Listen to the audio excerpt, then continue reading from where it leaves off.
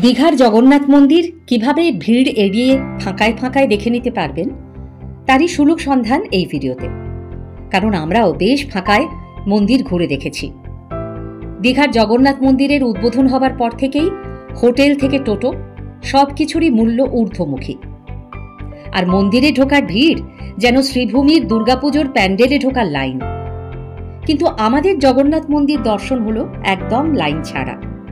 তেমন কিছু সাংঘাতিক ভিড় চোখে পড়েনি। আমাদের দীঘা ভ্রমণ শুরু হয়েছিল বুধবার সকালে এসি ভলভো বাসে। মানে বলতে চাইছি, ছুটির দিন বা সপ্তাহের শেষে দীঘা যাওয়ার প্ল্যান না করাই ভালো। কিন্তু সোম থেকে বৃহস্পতিবারের মধ্যে গেলে ভিড় ধাক্কাধাক্কি এড়াতে পারবেন। এছাড়াও আরও বেশ কিছু প্রয়োজনীয় টিপস এই জার্নি নিয়ে আমরা জেনে নেব। সবসময় চেষ্টা করবেন বাসের সিট এবং হোটেলের ঘর নির্দিষ্ট কোনো অ্যাপ থেকে, যেমন রেড বাস, গো আইবিবো এইসব সংস্থার অ্যাপ বা ওয়েবসাইট থেকে বুক করতে। তবে এই ভিডিওটি কোনো রকম পেইড প্রমোশনাল নয় কিন্তু। সে যাই হোক, ডাব্লিউটিসির এসি ভলভো বাসে আমাদের জনপ্রতি খরচ পড়েছিল ৩৭৫ টাকা ট্যাক্স সহ। ওল্ড দীঘায় বাস থেকে নেমে আমরা রওনা হলাম হোটেলের উদ্দেশ্যে। টোটো ভাড়া লাগলো ১৫০ টাকা। রাস্তা ১ কিলোমিটারেরও কম। পথেই দেখা মিলল জগন্নাথ মন্দিরের। টোটোয় যেতে যেতে মন্দির দেখছিলাম, আর মন্দির দেখতে দেখতেই চললাম গন্তব্যের দিকে।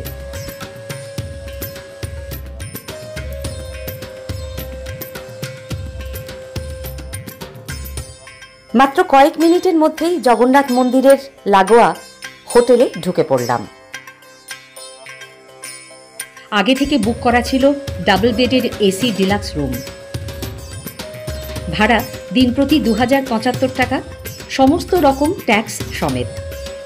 এই হোটেল নিয়ে একটি আলাদা ভিডিওর লিঙ্ক ওপরের আই বাটনে ও ডেসক্রিপশনে দিয়ে দিলাম, ইচ্ছে হলে দেখে নিতে পারেন। দুপুর ৩টে জগন্নাথ মন্দির সবার জন্য খুলে যায়। আমরা ৩:৩০-র মধ্যেই হোটেল থেকে বেরিয়ে ৫ মিনিট হেঁটে পৌঁছে গেলাম জগন্নাথ ধাম কালচারাল সেন্টার বা মন্দিরে। মেন রোডের পাশেই ১ নম্বর গেট। লাইন নেই, কিন্তু এখানে জুতো রাখার কোনো ব্যবস্থা নেই। নিজের দায়িত্বে জুতো রেখে ১ নম্বর গেট দিয়ে ঢুকে পড়তে পারেন। কিন্তু আমরা আর কিছুটা এগিয়ে ৬ নম্বর গেটের সামনে নির্দিষ্ট জায়গায় নিখরচায় জুতো রেখে টোকেন নিয়ে ৬ নম্বর গেট দিয়ে ঢুকে পড়লাম। রাস্তার পাশেই আছে পুজো দেবার জন্য ডালা আর ধ্বজার দোকান। আবারও বলছি, ছুটির দিন বাদে সোম থেকে বৃহস্পতি দুপুর ৩:৩০ নাগাদ এলে মোটামুটি ফাঁকায় লাইন না দিয়ে সরাসরি মন্দির চত্বরে প্রবেশ করতে পারবেন। মোবাইল ফোন অ্যালাউড, কিন্তু সেলফি স্টিক, ক্যামেরা বা অন্যান্য সরঞ্জাম নিয়ে ঢোকার অনুমতি নেই।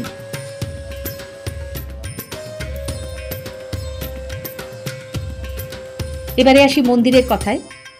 পুরীর জগন্নাথ ধামের মতোই কলিঙ্গ স্থাপত্য শৈলী অনুসারে রাজস্থানের গোলাপি বেলে পাথর দিয়ে এই মন্দির তৈরি করতে খরচ পড়েছে ২৫০ কোটি টাকা। ২০ একর জমির ওপর পুরীর মন্দিরের আদলে মন্দিরটি তৈরি করেছেন রাজস্থানের প্রায় ৮০০ কারিগর। আর পুরীর মন্দিরের মতোই এখানেও রয়েছে ৪টি প্রবেশদ্বার।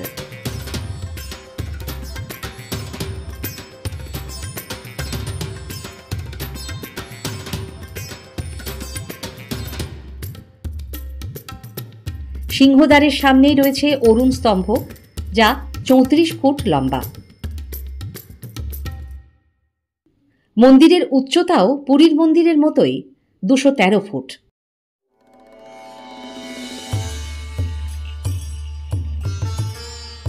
অন্যান্য জগন্নাথ মন্দিরের মতো এই মন্দির চত্বরেও রয়েছে অনেক দেবতার মূর্তি।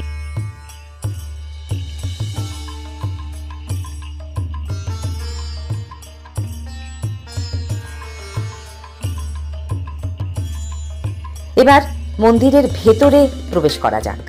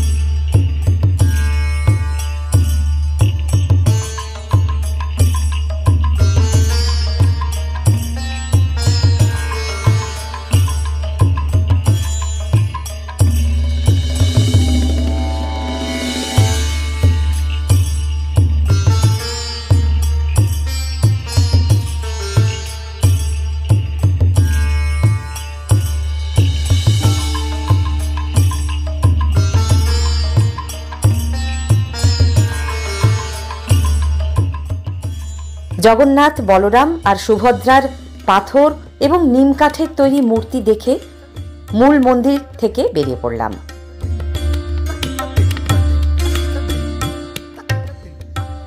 এখানে হুইল চেয়ারে দর্শনেরও ব্যবস্থা আছে। এবারে আসি সমুদ্রের কথায়।